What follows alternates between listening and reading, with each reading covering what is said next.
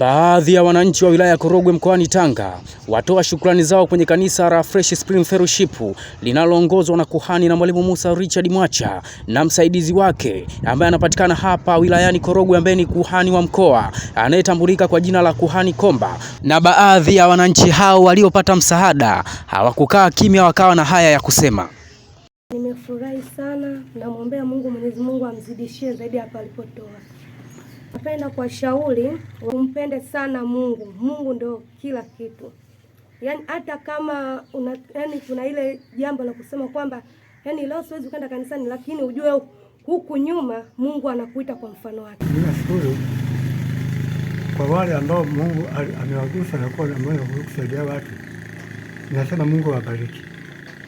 Napenda kuambia wazee wenzangu wamfuate Mungu, maana Mungu ndiye kila kitu. Naomba akina mama wenzangu kusanyike katika kanisa hili, kwa sababu nimeona ni kanisa ambalo linajali ambao wenye shida na kutoa misaada. Kwa hiyo akina mama tukusanyike mara kwa mara katika. Mara baada ya wananchi hao kutoa shukrani zao, naye kuhani wa mkoa wa Tanga Kuhani Komba akasema kwamba kila kilichopatikana leo hii si kwa ajili yake, bali ni kwa neema ya Mungu. Hivyo akawasihi wananchi wote wenye uwezo wa kusaidia wale wenye mahitaji maalum, basi wasisite kutoa msaada, kwani Mungu yupo kwa ajili yao. Na akaongeza kwa kusema kwa kidogo hiki ambacho kimepatikana, basi tule kwa pamoja. Pia hivyo kuhani huyo aliwasihi wananchi na waumini wote wa dini zote wawe na umoja, mshikamano pamoja na upendo, hususani kuelekea kwenye sikukuu za Pasaka. Pia aliwahimiza na kuasisitiza wananchi kwa ujumla wakumbuke kumrudia Mungu wao, maana nyakati zilizopo ni nyakati za mwisho. Pia kuhani huyo aliwasihi wakina mama wale ambao wanaishi kwenye mazingira magumu wahakikishe wanawalea watoto kwenye maadili yaliyokuwa mema na sio kuwatupa. Mungu anasema na roho aseme na mwili. Amesema kwamba anda ibada, waguse watu ili watu wapokee uponyaji. Msimu unayekwenda ni msimu wa sikukuu. Kuna watu wanapita kwenye mazingira magumu. Hata mwingine hivyo amka ajue leo aende wapi, ale nini. Lakini Mungu amesema hapana.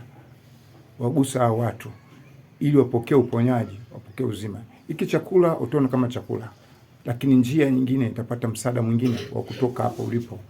Kwa sababu hiki chakula ni cha maombi. Kinaenda kuponyaji juu afya yako. Juu ujue unakotoka unakokwenda.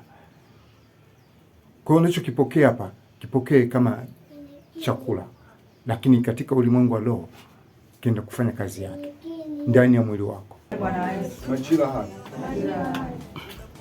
nakushukuru kwa hii pumzi, kwa hii kibali unachokitupa siku ya leo.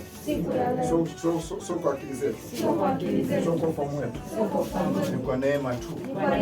Wewe ni Mungu mkuu. Tunakushukuru majira haya.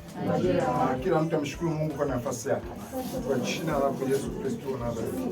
Wewe ni Mungu mkuu. Asante kwa kibali chako. Wewe ni Mungu unayefanya. Wewe ndio sifa na utukufu. Tunakurudishia wewe. Sifa na utukufu kwa ajili ya mtumishi wetu, kwani Musa Richard Mwacha. Baba, ninasema ni asante kwa sababu ya vile ambavyo Bwana umekubali siku ya leo kwa siku njema ya kuwaona na kuwagusa wote ambao wako na uhitaji. Asante kwa jina la Baba, nakushukuru kwa ajili ya hii baada ya kamili.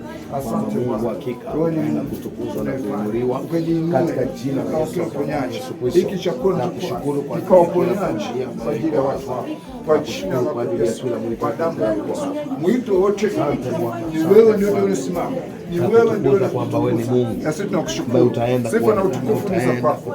Hakuna mwingine ni zaidi yako wewe. Tunakuonyesha Bwana. Tunarudisha sifa na utukufu ni wewe. Mungu mkuu. Ibada umeandaa wewe. Na Mungu naonyesha sifa yako utukufu juu yako wewe. Narudisha kwako. Watu hawa waweze kupokea uponyaji, wakapokea uzima. Kwa jina la Yesu Kristo, wewe Mungu mkuu, tunaomba tusaidie. Amen. Tumpigie Yesu makofi.